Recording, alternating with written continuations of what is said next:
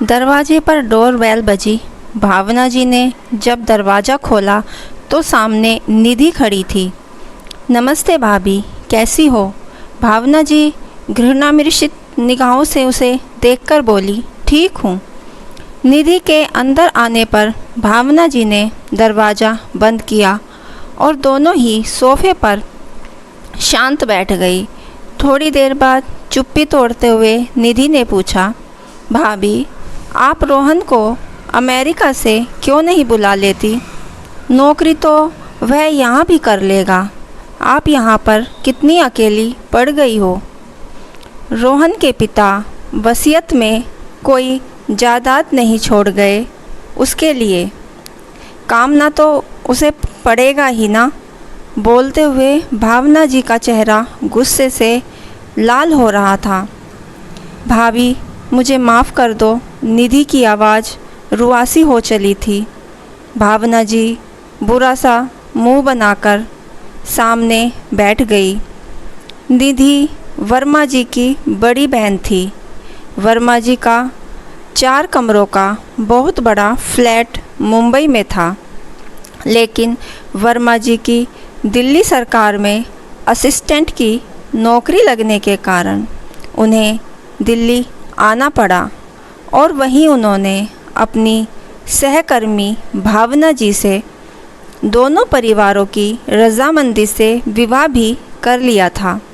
दिल्ली आने के बाद वर्मा जी पहले तो मुंबई जल्दी जल्दी चले भी जाते थे, लेकिन रोहन और श्वेता के पैदा होने के बाद वर्मा जी मुंबई में अब जल्दी जल्दी नहीं जा पा रहे थे।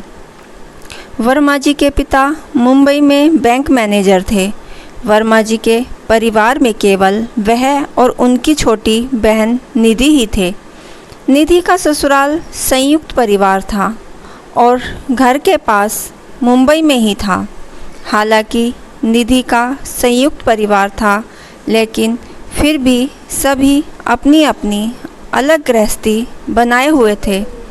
इसीलिए निधि के दोनों बेटे मायके में ही पैदा हुए थे। कुछ समय बाद जब वर्मा जी के पिताजी भी रिटायर हो चुके थे और उनकी माताजी को दमे की बीमारी हो गई थी। शुगर और बीपी तो पिताजी का भी बढ़ा ही रहता था। एक दिन जब वर्मा जी को खबर मिली कि उनके पिताजी को हार्ट अटैक हुआ है, तो वह मुंबई गए और उन्होंने दोनों को दिल्ली अपने पास आने का प्रयत्न भी किया, लेकिन दोनों में से कोई भी दिल्ली नहीं आना चाहता था और वर्मा जी उन्हें अकेला भी नहीं छोड़कर जा सकते थे। इसीलिए वर्मा जी ने निधि से कुछ दिन माता पिता के पास रहने की प्रार्थना की, तो निधि ने स्पष्ट रूप से कह दिया कि वह माता पिताजी के पास अपने परिवार के साथ रहकर उनकी सेवा केवल इसी शर्त पर कर सकती है कि वर्मा जी अपना हिस्सा छोड़कर इस घर को निधि के नाम कर दें, क्योंकि ससुराल में रहते हुए उसे अपने परिवार की भी बहुत सी व्यवस्थाएं हैं।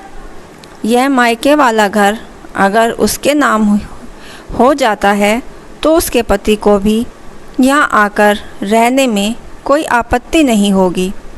वर्मा जी क्योंकि खुद तो बाहर रहकर अपने माता पिता का ख्याल नहीं रख सकते थे और भावना जी भी दिल्ली सरकार में ही नौकरी करती थी, इसीलिए वह भी अकेली वहाँ पर ज़्यादा समय नहीं रह सकती थी।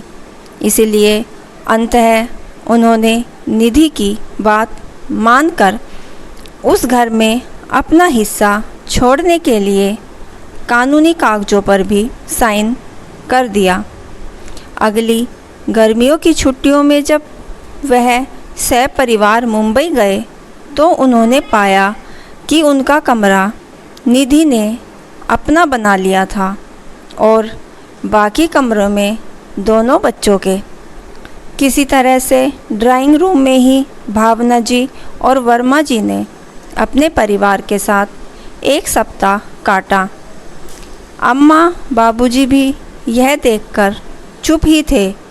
शायद यह उनकी मजबूरी ही होगी, क्योंकि अब उन्हें निधि के साथ ही रहना था। दुखी मन से वर्मा जी दिल्ली तो लौट आए, लेकिन उसके बाद दोनों ने कभी भी निधि से बात नहीं कही। वर्मा जी के माता और पिता की मृत्यु के समय भी जब यह दोनों गए तो उन्होंने अपना इंतज़ाम घर के पास के एक होटल में किया था। अपनी रिटायरमेंट के बाद वर्मा जी अक्सर उदास और चुप ही रहते थे।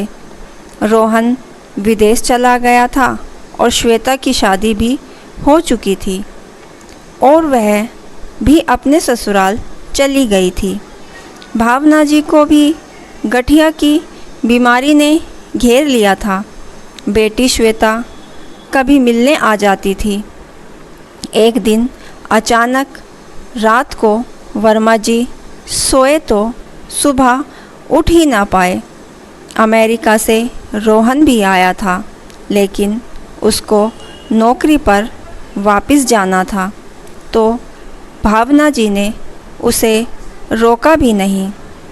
श्वेता अपने ससुराल चली गई थी। रिटायरमेंट के बाद सोसाइटी के जिस फ्लैट में वह रहती थी, उसके बाहर खड़ा गार्ड उनके लिए दूध और घर का सामान ले आता था और गार्ड की पत्नी भावना जी के घर पर काम कर देती थी। आज निधि को अपने घर में देखकर भावना को बेहद गुस्सा आ रहा था, लेकिन इससे पहले कि वह कुछ बोलती तभी निधि बोली, भाभी, भैया की मृत्यु के समय मुझे चिकनगुनिया हो रखा था, इसलिए नहीं आ पाई। फिर वह लगभग गिड़गिड़ाती हुई बोली, भाभी, अगर आपने मुझे माफ़ कर दिया तो भैया भी मुझे माफ़ कर देंगे। मैंने उनका घर तो अपने नाम करा लिया था, लेकिन जैसे मेरे संस्कार मेरे बच्चों ने देखे, उन्होंने वैसा ही किया। इनकी मृत्यु के बाद दोनों ने कोर्ट मैरिज कर ली और इनकी सारी जमा पूंजी आधी आधी बांट ली। मेरी बीमारी में भी सेवा करने की बजाय मुझ पर घर अपने नाम कराने के लिए दबाव डालते थे।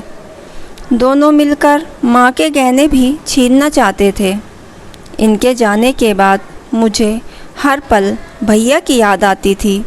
मेरे एक बार कहने पर ही उन्होंने अम्मा बाबूजी के लिए अपना घर मेरे नाम लिख दिया था। धन्य है ऐसे सपूत बेटे को। निधि फूट फूट कर रोने लगी। अगर मैंने अपने भैया को अपना बनाया होता तो मैं इतनी अकेली कभी ना होती भाभी। उसके बाद निधि ने अपने बैग में से अम्मा के बहुत से गहने निकाल कर कहा, भाभी, इन पर सिर्फ आपका ही अधिकार है। अगर आप चाहो तो मैं घर को भी आपके नाम पर कर दूंगी। अब निधि और भावना जी दोनों ही फूट फूट कर रो रही थी। निधि बोली, भाभी, मैं बच्चों को बिना बताए फ़्लाइट लेकर दिल्ली आ गई। अब मैं वहाँ कभी नहीं जाऊँगी। मैं भावना जी ने निधि को शांत करने के लिए कहा और बोली, हाँ, मैं किसी चीज़ की कोई ज़रूरत नहीं है। श्वेता अपने घर में खुश है और रोहन जब आएगा तब देखेंगे। यह घर तुम्हारे भाई का ही है। तुम जब तक चाहो यहाँ रह सकती हो। हम एक से दो भले। ऐसा कहकर भावना जी सामने रखी वर्मा जी की फ़ोटो को देखकर, वर्मा जी भी तो अपने परिवार से बहुत प्यार करते थे, ऐसा ही कुछ सोचते हुए भावना जी ने निधि के लिए चाय बनाने को उठ पड़ी। दोस्तों, समय बदलते वक्त नहीं लगता। यह कहानी आपको कैसी लगी हमें ज़रूर बताइए और हमारे चैनल को सब्सक्राइब करना ना भूलें। धन्यवाद।